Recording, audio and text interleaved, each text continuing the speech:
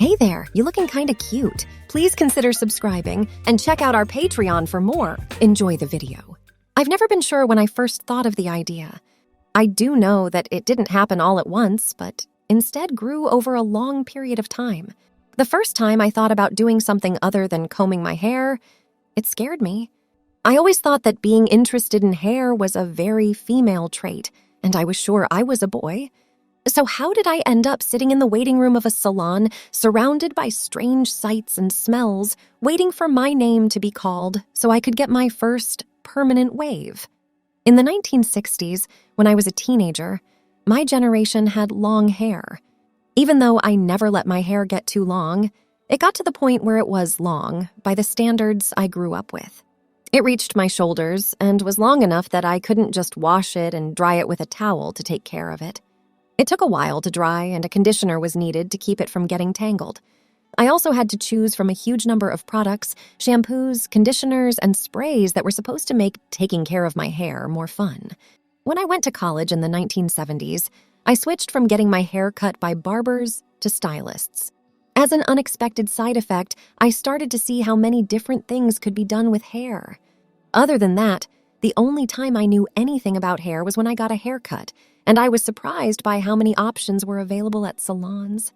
I became interested in the idea of making big changes to my appearance, but it seemed like this would never happen. I sometimes felt jealous of the girls I knew who could do what they wanted with their hair. Then I worried that I might have a problem because I wanted to be a girl. I had trouble with this tension for a long time. I chose shampoos and conditioners based on how they made me feel as well as how well they worked. I tried product after product to find a way to try out changes without making a big commitment. I wanted my thin, flat hair to have more body more than anything, but I was afraid that people would find out that I liked things that I thought were more feminine. Several times I bought a home permanent kit that came with rollers and tried to curl my hair on the rollers, but I couldn't get the rods to wind up right, so I gave up. I was worried that a bad perm would look worse than not having one at all. I also changed the color of my hair, choosing temporary colors that were as close as possible to my natural dark blonde color. I wanted to play with my hair, but I didn't want someone else to know about it. After I got married and saw how my wife took care of her hair every day and over the long term, I became more interested. I was very interested to see how her hairdresser sister did foil highlights and perms on her right in the kitchen.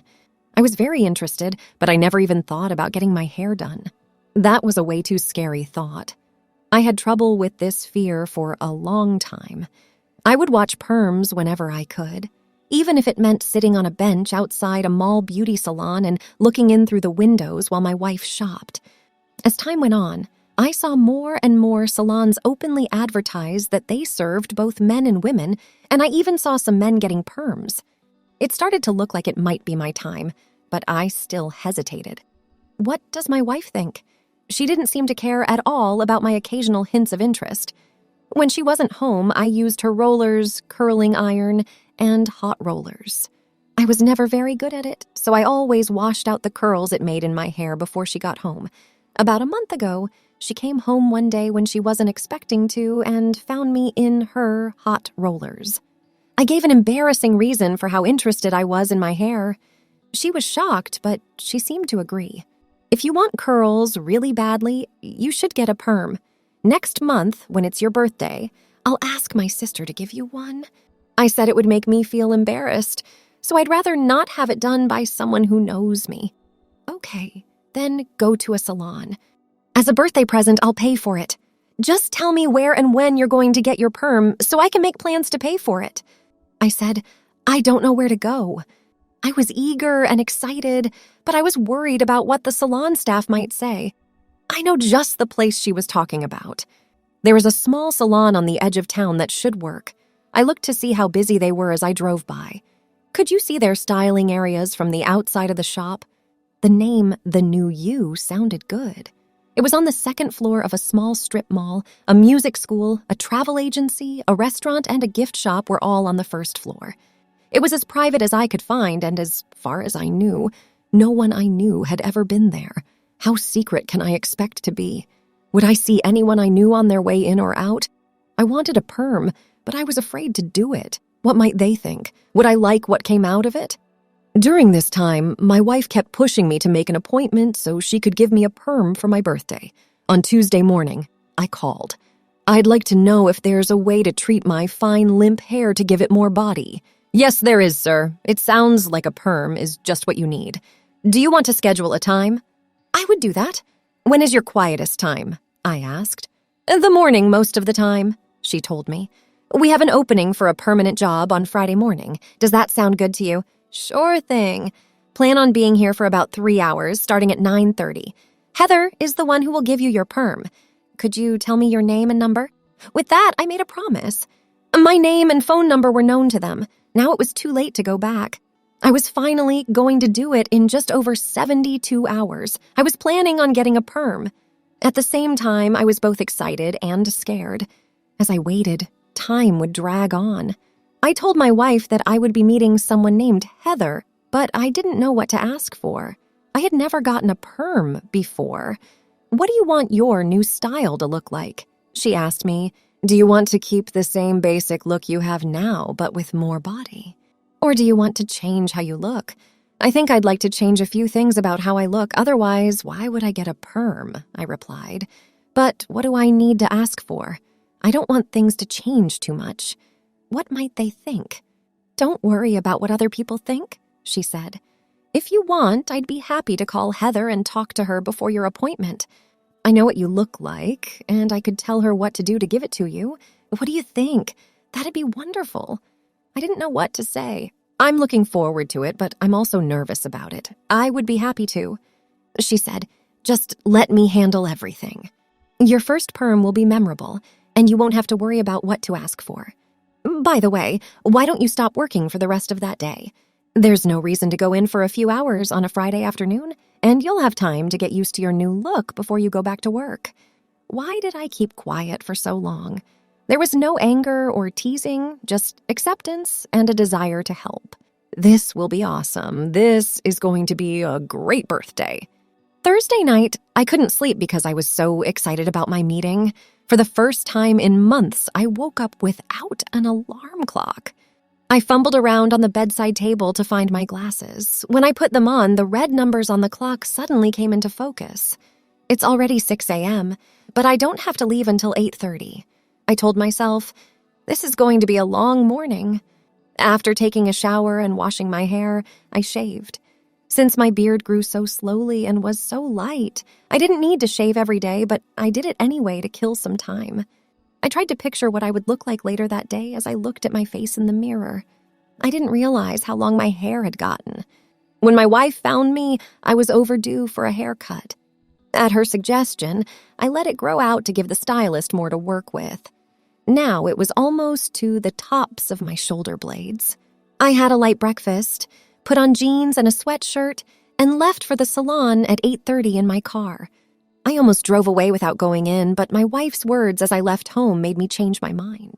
As I hugged her goodbye, she told me, "If Heather does what I asked her to do, your hair will look great. I can't wait to see how things turn out. Promise me that you'll get home as soon as she's done with you. And don't do anything different. Give yourself some time to get used to it. And remember that I want to see the new you as soon as possible." I parked the car as close to the door as I could, looked around to make sure no one was watching, and went in. It looked just the way I thought it would. As I walked in, there was a big book open on top of a tall, slanted desk. On one corner of the desk was a phone, and a pretty woman with golden curls around her face was sitting on a high stool. I waited until she was done on the phone. "Yes, I think you'll be happy with the results. He just got here." She greeted me warmly as she hung up the phone. "You must be getting a new look from Heather. I'm Sue, and I'm going to help her. You were wearing a sweatshirt. That could be a problem in the future, but I'm sure we'll figure it out. Sit down, and Heather will be right with you." "What's the problem?" I asked. "And I'm here not for a makeover, but for a perm. We just don't want to ruin your new look by putting a sweatshirt over your head. Don't worry, we have something else you can wear home instead." I sat down in a wicker chair with a soft red corduroy pillow and looked around the salon. There were baskets of magazines on the floor in the waiting area. There were framed pictures of women with fancy hairstyles on the walls. In the work area of the salon, one whole wall was covered with mirrors, and in front of them were 3 chairs. They seemed more comfortable than the chairs at the salon where I got my hair cut. On the other wall, there were 3 sinks with low chairs in front of each one. There were 3 chrome hair dryers along the back wall. In a different room, there was a table on wheels with 2 chairs, one on each side. That is where we do our nails. Sue said, I do that too. Behind the area where the receptionist worked, there was also a door. Back there is a room where we can change and some other rooms where we can work on special projects. In the background, soft instrumental music was playing and I could feel myself getting calmer. If I didn't pay attention, it was easy for me to fall asleep, especially if I hadn't slept well the night before. I know it's a little early, but while you wait, would you like a glass of wine? Sue asked.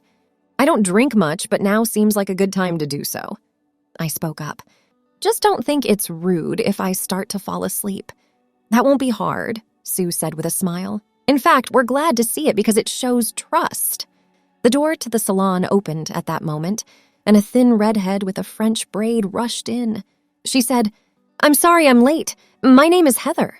Since your wife called to tell us what she wants us to do to you, I've been looking forward to working on you. We can start as soon as you go back to the changing room, put on the robes, and come back when you are done. One of the lockers is where you can put your clothes. Take my sweatshirt. Why? I asked. We don't want any of the solutions we'll be using on your hair to get on your clothes. Heather spoke up. I thought, that makes sense. I drank the last of my wine and went to the room where people change. The first few lockers I opened were all full of different kinds of clothes for women, but eventually I found one that was empty. I found a robe. It was long and made of soft terry cloth. It was pink with yellow trim. It wasn't really my style, but it would work, so I put it on and went back to the salon's main room. Heather was at one of the sinks waiting for me. She put me in the chair, took my glasses, wrapped a thick towel around my neck, put a cape over my shoulders, and told me to lean back with my head over the sink. The first thing we're going to do is give your hair a pre-treatment so it's ready for the rest of the day. I'll put it on your dry hair and let it sit for about 20 minutes. After that, I'll rinse it out and shampoo your hair. Sue then went to a counter, picked up a plastic bottle, opened a small bottle, and poured its contents into the plastic bottle. Then she put the contents of another bottle into the plastic bottle, put a pointy top on it, and started shaking it. I tried to see what she was doing by squinting, but without my glasses, most of it was a blur. Sue put on a pair of rubber gloves and said, My hands are a little dry today, so I'm going to wear gloves. She opened the bottle and started squeezing the stuff into my hair. It was a little cold and smelled a little bit sour. She then started to make lather and work it through my hair from the scalp to the ends. She turned away after a few minutes, set a timer, and asked, Are you comfortable? In about 20 minutes, I'll be back to rinse your hair. I didn't answer because I was starting to fall asleep. I must be even more tired than I thought. I must have fallen asleep because Heather came back a few minutes later. She turned on the water and changed how hot or cold it was. How about that? She inquired. I said, just a little bit warmer. When the water was the right temperature, she started to use on my hair. It started to rain warm water down my head. She gave my hair a 3-minute rinse. She said, Now comes the shampoo. She put some in her hand and started making foam with it. The shampoo had a slight vanilla scent, and the lather was the richest and thickest I'd ever seen.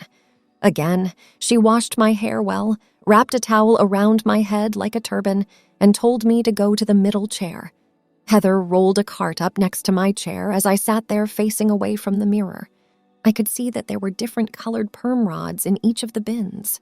Then she took the towel off my head and gently combed my hair to get out any tangles that the shampooing might have caused.